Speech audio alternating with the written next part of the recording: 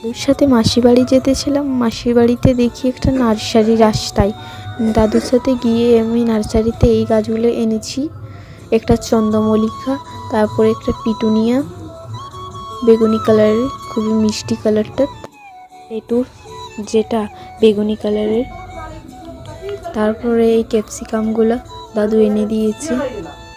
এই ক্যাপসিকামগুলোর বীজগুলো বের করে শুকিয়ে চারা করব। তারপরে আমি এই পিটুনিয়ার গাছটা আজকেই লাগাবো,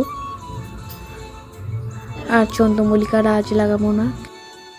টব ফাঁকা নেই বলে লাগাবো নি, অন্য দিন লাগাবো।